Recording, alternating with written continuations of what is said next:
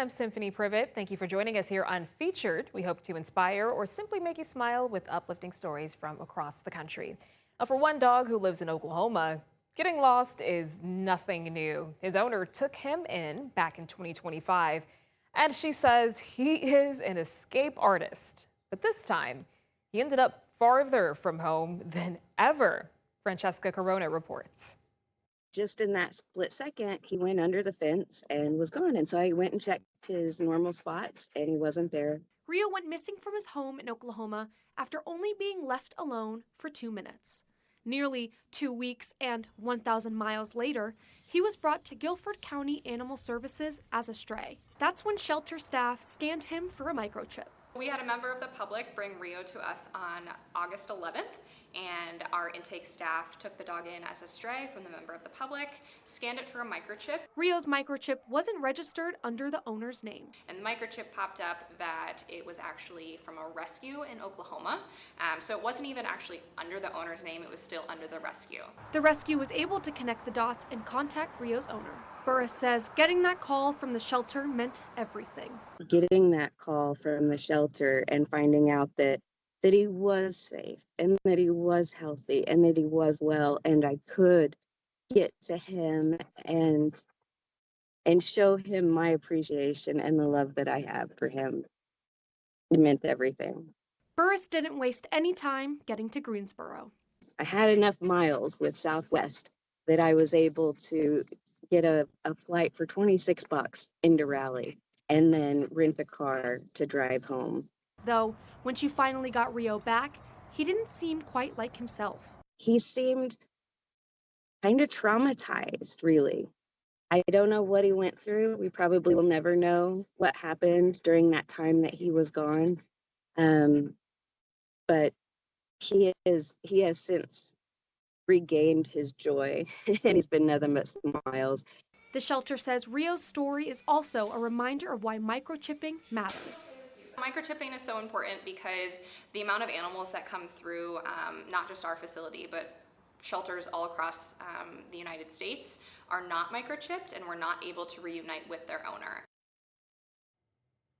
That was Francesca Corona reporting from North Carolina. Rio got a brand new harness, and his owner says she won't be letting him outside without her again. Luckily, they reunited. A city council vote in Ohio turned a familiar intersection into a permanent tribute. It is all for Clark Rumizer, a crossing guard who spent more than 50 years serving the community. Natalie Clydesdale spoke with people who saw Clark's impact firsthand. It didn't matter where you lived in Hudson.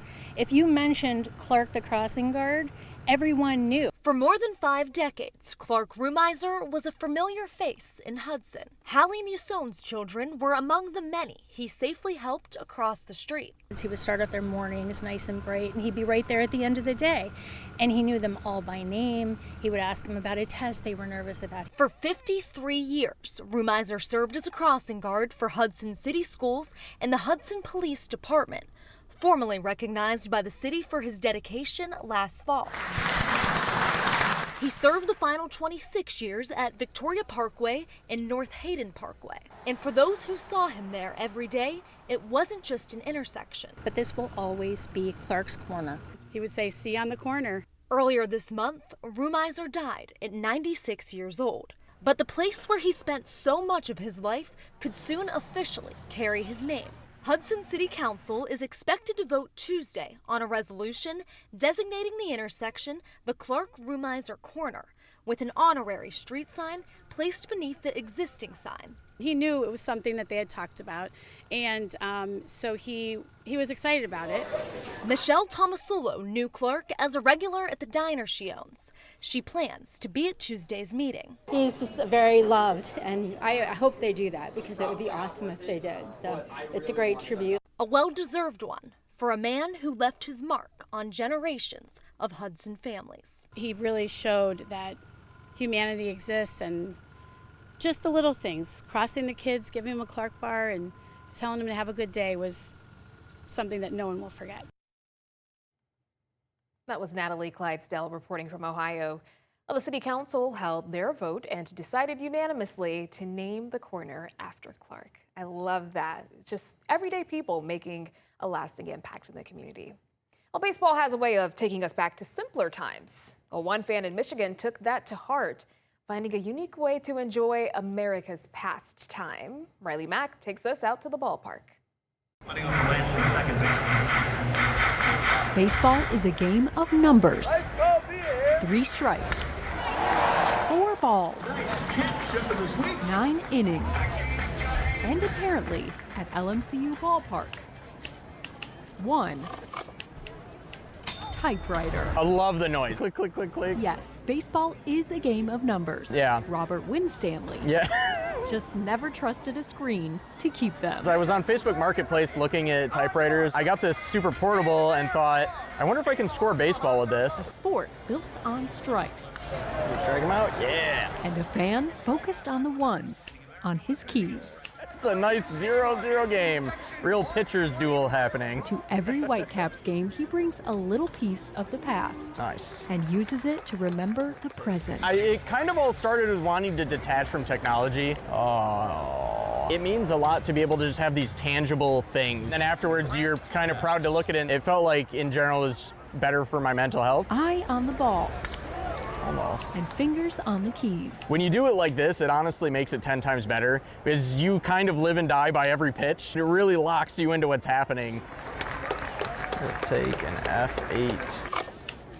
There's like a music to it and it's very satisfying. Everyone loves the cha-ching, especially when I'm at a game. That's usually when the people in the front row, will start to turn around and be like, did I just hear a bell? And I've met a lot of wonderful people because of it. It's just a cool way to connect with people on a very human, very physical level.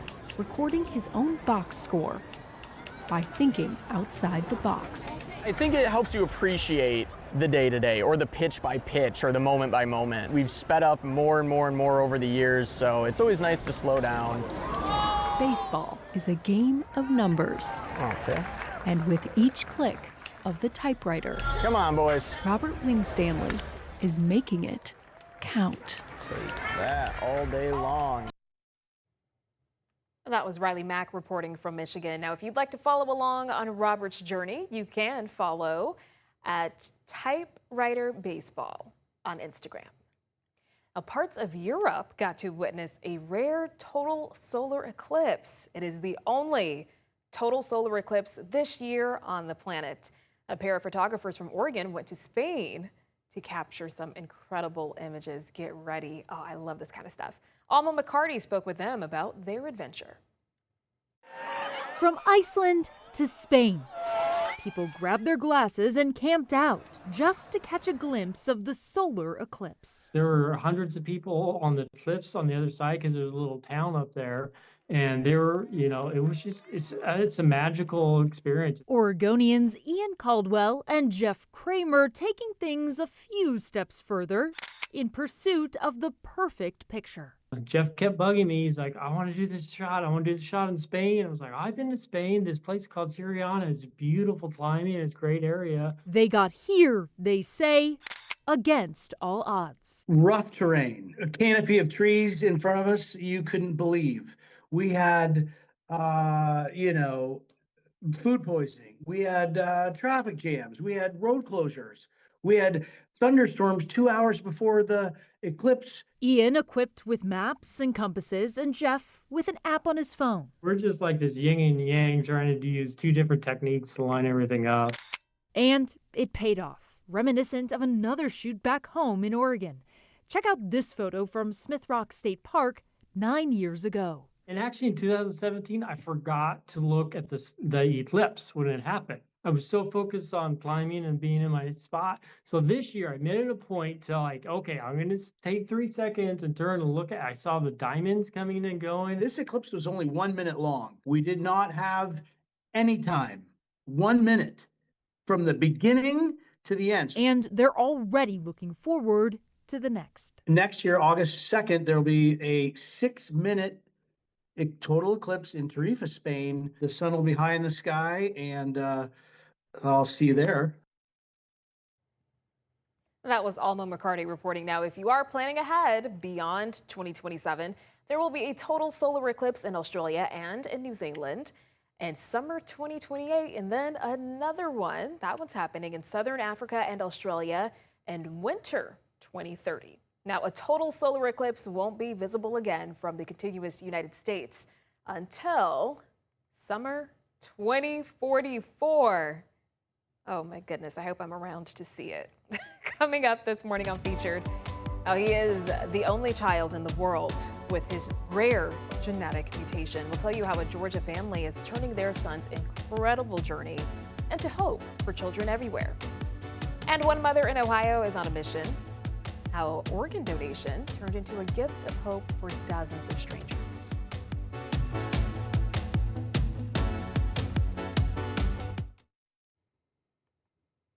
A 5-year-old Georgia boy is in a one-of-a-kind in every sense of the word.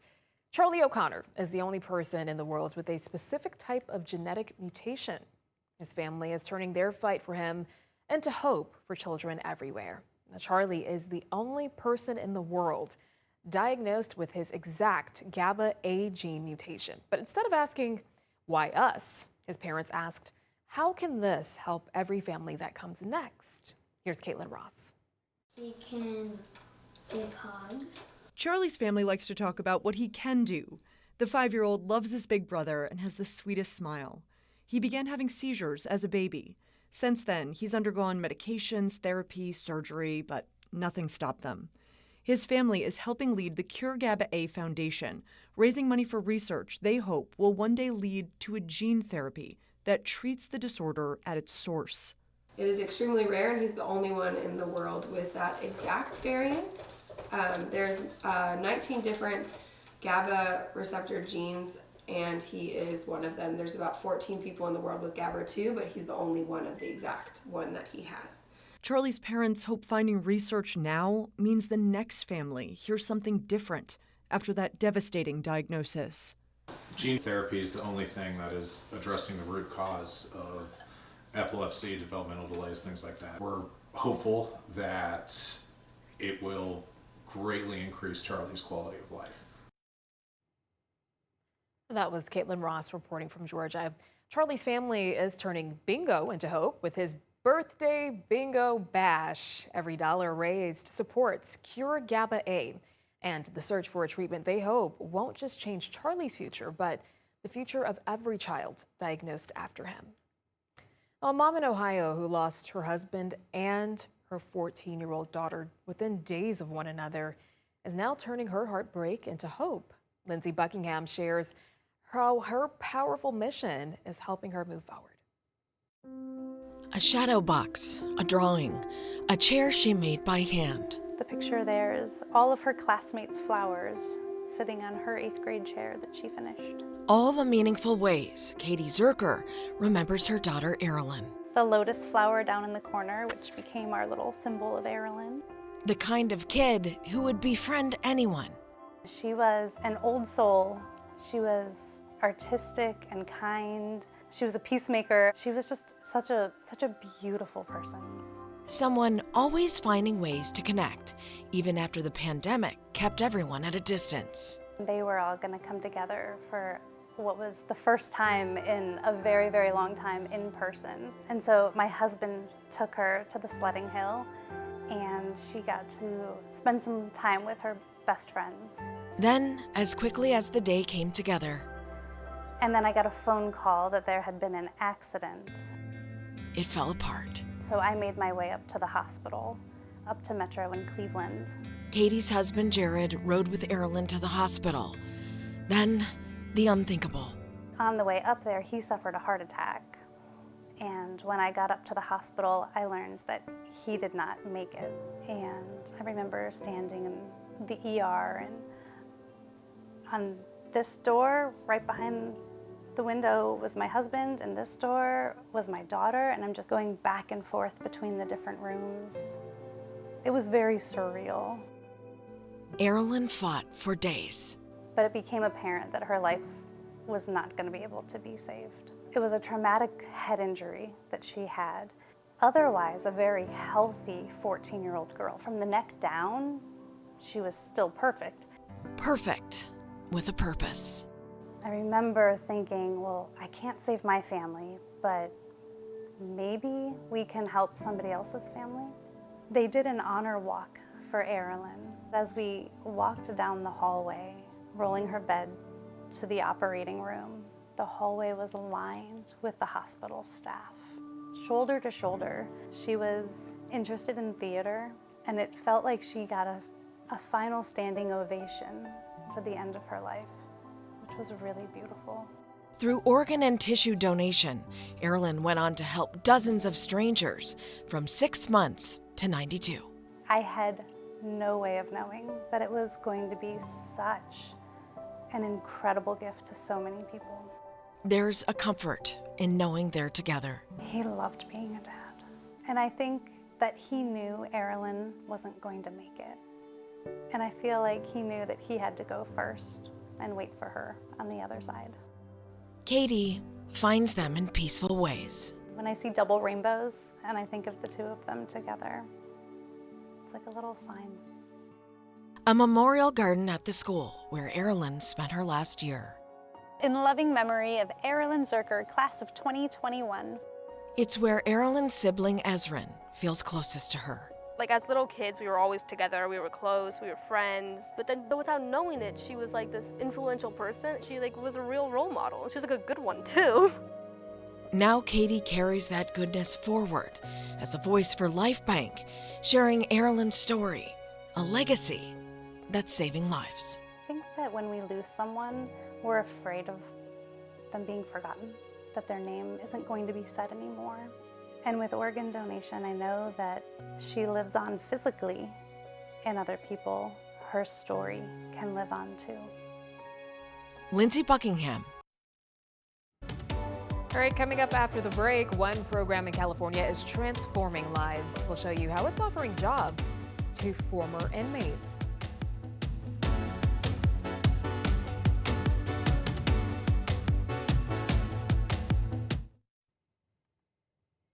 After completing time behind bars, inmates leave prison every day in the United States. But what happens next? Jeff Zevaley visits Rise Up Industries in San Diego to give us a look at one life-changing program. Everyone in this machine shop served time behind bars, but they're focused on a different type of conviction now, a commitment to working hard and serving the community.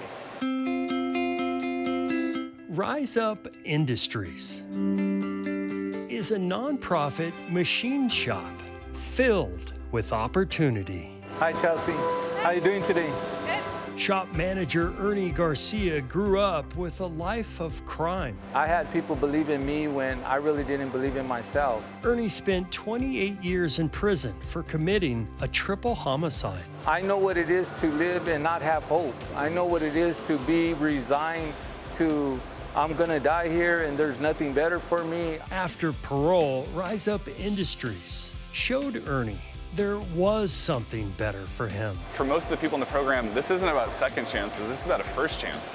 When your family, you grew up in a family where you had, parents were shooting up. It wasn't a home that ever gave you a real shot at life. Jonathan Yackley, the program's executive director, sees success in every apprentice, and the numbers back him up. It's only 3% of our graduates have ever gone back to prison. You compare that to the national average of over half of the people coming out of prison that go back at some point. For 18 months, this program gives people coming out of prison a job, therapy, and hope. Work is definitely fun to come to. Courtney Francis spent 11 years in prison for robbery, but feels no judgment here. It's a blessing. Courtney wants to become a skilled machinist because there's a shortage in America of employees who can work with their hands. Here in the shop, they're handcrafting parts that go with cameras and faucets. This right here is a fishing lure, and the skills required to do this work can lead to six-figure jobs. That sounds great. That'd be great, it's a fresh start for me. Courtney is a mother trying to create a better future for her son, and it starts with her. We all make mistakes, but it's not about the mistake that you made, it's about the lesson that you learned in that mistake. When they graduate, they're not only graduating with a trade under their belt, but they're also graduating with the tenets to become leaders. Ernie was the 5th person to graduate from the program. He went to work in the aerospace industry. Have you had any problems with tool wear? Before returning here to pay it forward. My purpose is to help others like the way I was helped, the way people believed in me, I want to believe in them. Because when you empower people, I couldn't ask for a better job. Success can be a life sentence. I know that lives are changing. In the Zevely Zone, Second chances, everyone deserves one. Jeff Zevely. All right, coming up, he cooks for some of the wealthiest people in Texas, but it's what he does after the dinner party that might surprise you. We'll show you how he's making a difference. And a NASCAR race draws 25,000 fans to one town in Iowa every year. How people open their homes and build communities.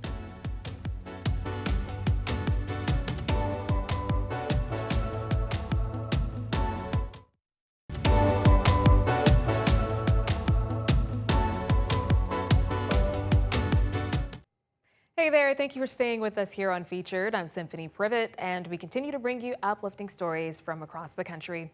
A Virginia mother is discovering the perfect ingredients to make a positive impact in her community, and she does it right from her kitchen with a simple act, inspiring those she'll never meet. Sean Martinelli shares her story. You can measure butter and buttercream. But in this Springfield, Virginia kitchen, you can't measure the impact of what's being baked. Yeah, it's good stuff. Melissa Reeves volunteers for a nonprofit called Cake for Kids. She bakes for birthdays, for kids at risk or in need, for kids once like her. I know what it's like to be kind of displaced and in an uncertain situation as a child. She grew up on the brink of being homeless with a mother who struggled with alcohol. At 8, Melissa moved in with a foster family. When I went to go live with them, it was about 2 weeks before my 9th birthday. I'll never forget, they made me this lovely cake, this homemade cake, and they threw me a big party, and they got me all these brand new clothes. And I was just like, wow. Yeah. Sorry. A gesture still felt all these years later. It was really special.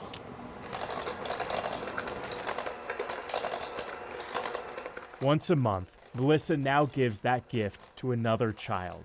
She's one of more than 8,000 Cake for Kids bakers across the country. We look at it as just a cake, but it's not. It's for the family. It's for these moments that so many of us take for granted. Mary Campbell lives in Fair Oaks and leads the local Cake for Kids chapter. I feel very fortunate, and I want to share my good fortune and also the fact that I wasn't always. Mary also grew up poor, also remembers the feeling of a childhood cake. A feeling recreated with every delivery. Out of more than 75,000 made, one in particular stands out. It was for a high school student. Who was celebrating his 16th birthday. He got called to the office. He didn't know why he was being called to the office. And when he went down there, the staff was there with a cake. And this 16-year-old boy in high school broke down crying. Now that is powerful. We don't know the impact of it, but we do know for that one moment, he knew that they cared. Back in Melissa's kitchen, her cupcakes are almost complete. She spent hours on every detail, down to the logo of the recipient's favorite team. Just to make sure everything's right. Melissa may never know the kid who gets this gift. She does know this. You're just going to be super excited that someone took the time and thought of you. Like someone once did for her, a sweet cycle of cupcake compassion. It smells nice, right? In Springfield, Virginia, Sean Martinelli. A 10-year-old in Connecticut who is battling cancer for the 3rd time got a big surprise from a few of his favorite people.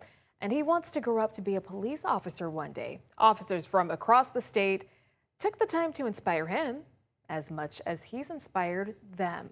Celine Aref takes us to the sweet moment. It was a surprise fit for a future police officer. Dozens of law enforcement agents came out to take pictures with Colin Janetti Moore, give him gifts, and wish him good luck on his cancer fight. A special arrival planned for a very special person inside this van. Meet Colin, the young man of the hour. Literally when I got here, I was not expecting this at all. It's crazy. To him, it's crazy that all these officers from across the state came out to see him. From Bridgeport to New Haven, Waterbury, and everywhere in between. But if you ask the chief state's attorney, Patrick Griffin, there's no one more worthy to do something like this for. He's shown all the qualities that I think the people of Connecticut want in a police officer. Courage, tenacity, endurance, perseverance. What can't we learn from Colin? A crowd of grown adults, all learning something from a young child and his dreams of making the world a safer place through policing. I just want to help people. I mean, when people are in their lowest, I just want to help them out. I mean, I don't know, just being there for someone when they don't have a lot. As much as he wants to help people going through a tough time, all these officers want to be there for him too. His mom, Megan, says Colin's on his third cancer battle. He previously beat a rare form of fatty tissue cancer called Ewing sarcoma, but he relapsed again this March. Events like this, people like this, push him to fight even harder. And I think that's where he gets a lot of it from. I mean, he does. He talks with some of these guys on a daily basis. Megan says all Colin has ever wanted was to be in the law enforcement world, and as much as these officers have included him with merch, ride-alongs, and visits before, this day really made him feel like he belonged. I just like to see the smile on his face. You know, like him, I mean, he smiles and everything, but like to see it ear to ear and he can't stop, like he knows, he can feel the love. Like he believes he's one of these guys. All these guys gave him a spirit boost and sent him back home with love, support, and a big push to keep fighting the good fight. I don't know, there's always ups, there's always downs, but I focus on the ups, not the downs. And right now, Colin says he wants to be a Massachusetts state police officer when he grows up, but Connecticut cops hope this gives him one more reason to consider joining a department here. Wonderful story from Celine Aref, reporting from Connecticut, and some wise words from that young man. Focus on the positives, not the negatives. A young chef is earning rave reviews from some of the most exclusive dinner guests in Dallas, but it's what he does with the leftovers that's serving up hope. Here's Sean Giggy. At a fancy 5-course dinner in North Dallas, the only thing bolder than the flavors on the menu. This is like as good as it gets. Maybe the chef All right. himself. Time to wake the up. Luke Frobe wants to be the best chef in the world. Oh my freaking God. He works mostly as a private chef, hosting high-end dinner parties for some of Dallas's wealthiest palates. This is right up there on par with some of the best meals you ever had. 10 out of 10. One of the most promising young chefs in the country, Luke caters to the rich, just so he can serve How you doing? the poor. Can I get you guys some hot meals? At least once a month, Luke and his team drive around town, feeding God bless you. the homeless. Nice hot meal for you. Here are some of Dallas's poorest residents, eating from one of the city's most exclusive chefs. You know, it's the one thing that humans share in common is that everybody has to eat regardless of their financial situation or regardless of the position that they're in.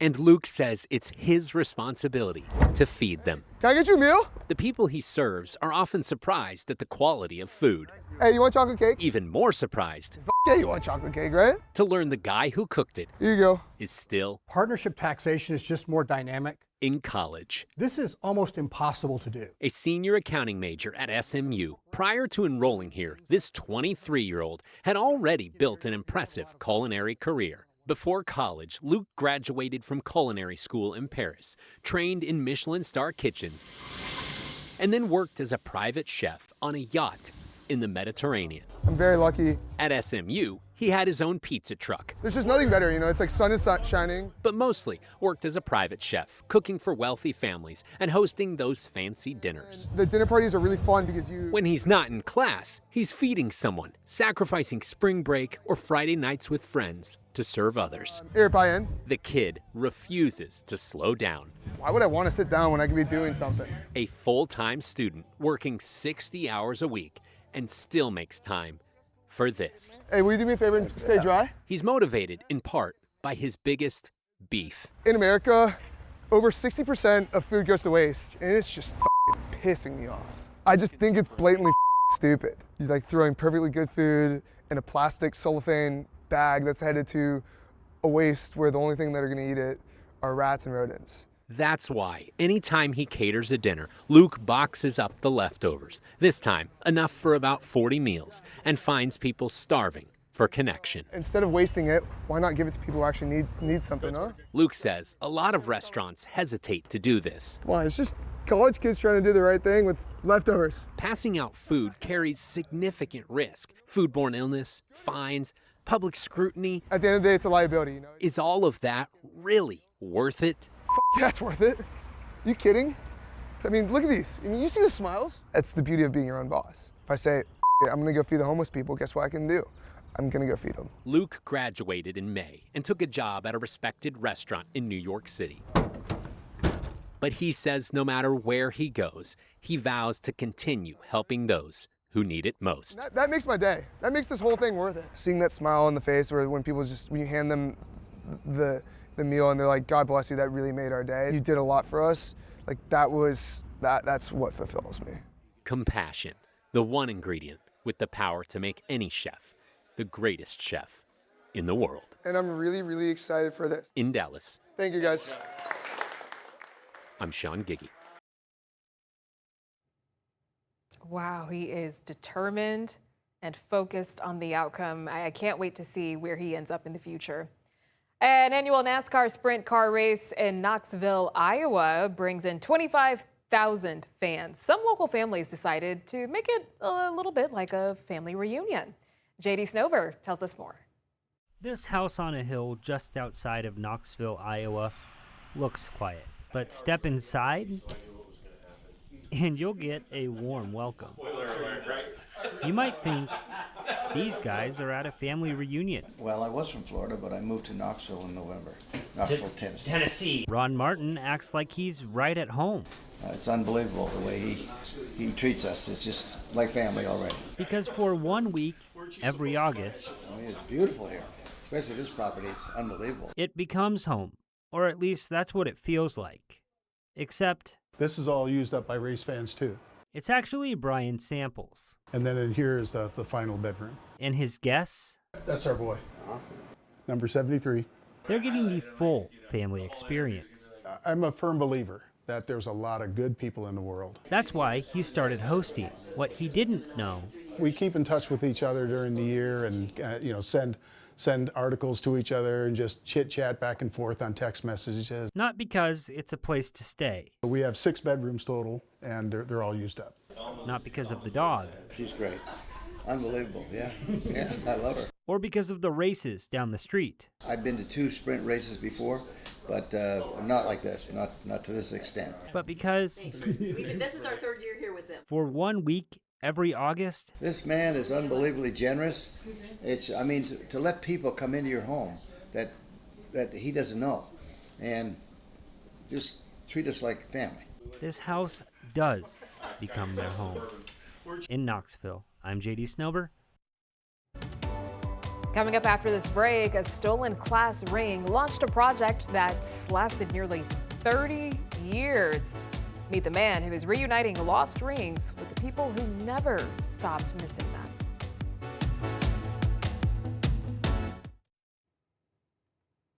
For many people, a class ring is more than just jewelry. It's a piece of their history.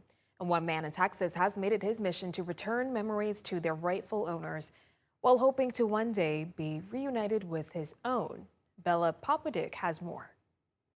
It all started in 1997. When a Kennedy High School graduate lost his class ring during a home burglary. The very next day, he began searching for it. And along the way, he found countless other lost class rings and made it his mission to reunite them with their rightful owners.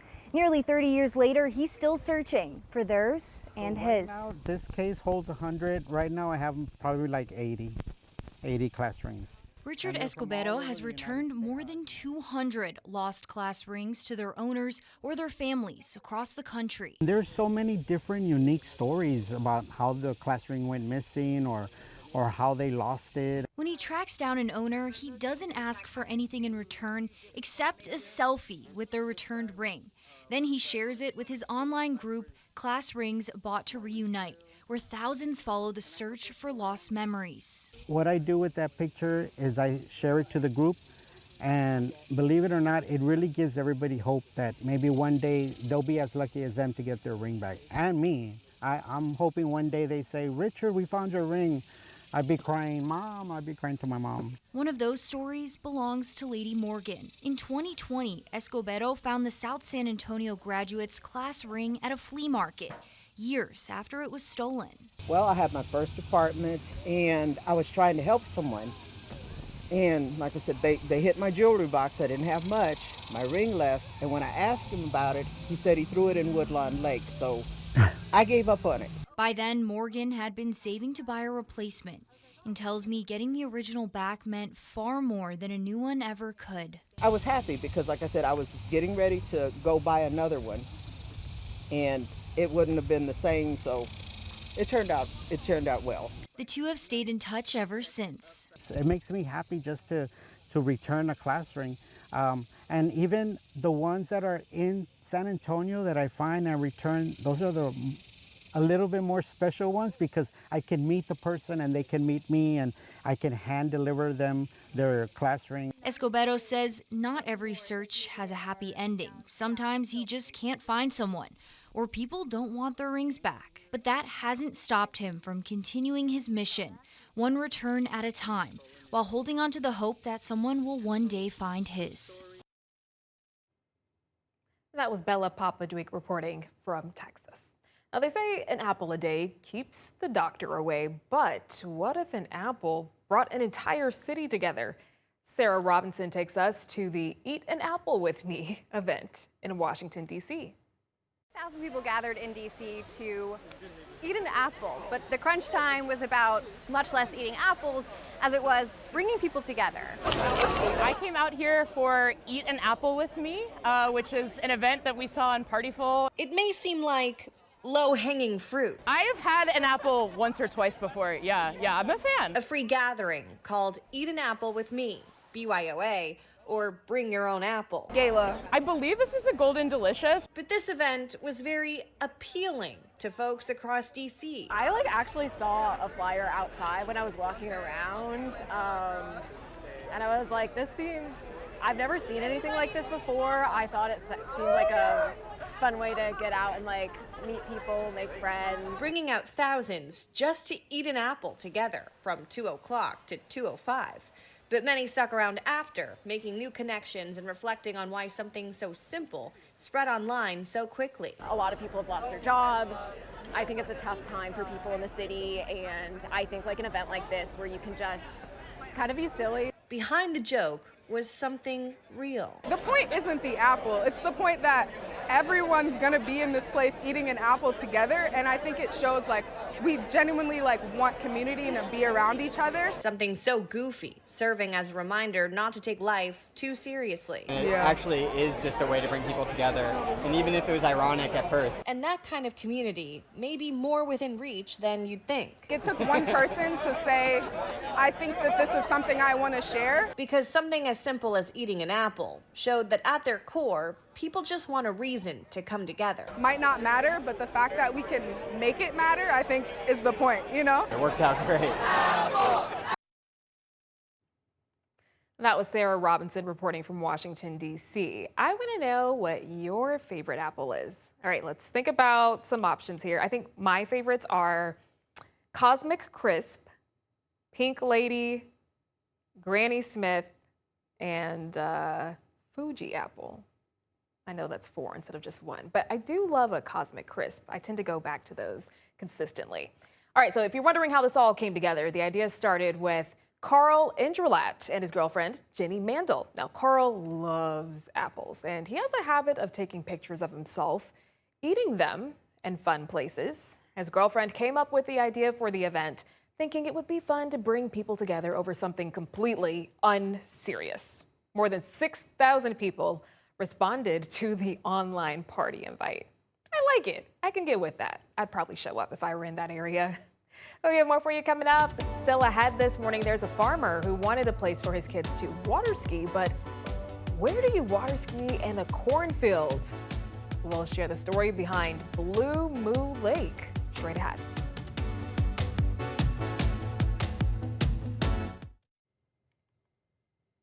When you think about water skiing, you probably think about sun and summer, of course, but we guarantee most of you do not think of a lake in Wisconsin. However, after this story, you might. Here's Boyd Hubert. Grow up on a farm and you work. We would get up before school, feed calves. But Yep. Elaine Heller-Butler's dad Yeah. had more than cows on his mind. Play and fun.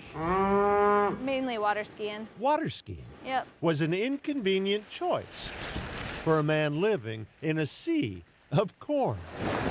He has an idea. Till Elaine's dad planted something new. We dug down to the water table. A lake that grew from a cornfield. Blue Moo. You gotta honor the girls that pay the bills that dug the hole. Blake Heller is unaware of another farmer. Nobody crazy enough. Who'd hire a neighbor with an excavator to dig a trench a half-mile long, then count on underground springs to fill Blue Moo Lake. He's definitely different. That's putting it nicely. He's a little different. Greg Fotla is Blake's son-in-law. And this is what happened. As Greg and Elaine's kids, Tucker, Kaysen, Carson, and Cooper, were introduced to Blue Moo. This is Carson. She is 6 years old and she's learning how to slalom ski. Carson's parents Carson! have made Blue Moo their kids' ski school, This is how you teach people how to barefoot. which has surprised 1 foot. no one. Two of us met at a barefoot tournament when we were 13. The very first time we went against each other, I beat her. And then the 4 times after that, it was me. I let her beat me a couple times at those tournaments, got her number, and here we are. Greg, for the record, is a Blue Moo big to do too. This is a backseat. But only one person on this boat is in this book. Yeah, Mom, because she broke the world record. World record barefoot skiing jump, 2 world championships, and 2024 inductee into the USA Water Skiing Hall of Fame. Still got it. All earned training in a cornfield. Maybe Elaine's dad wasn't so crazy. You bet. God dang right. Nor is this. Yeah, brand new. Elaine's family At the Blue Moo.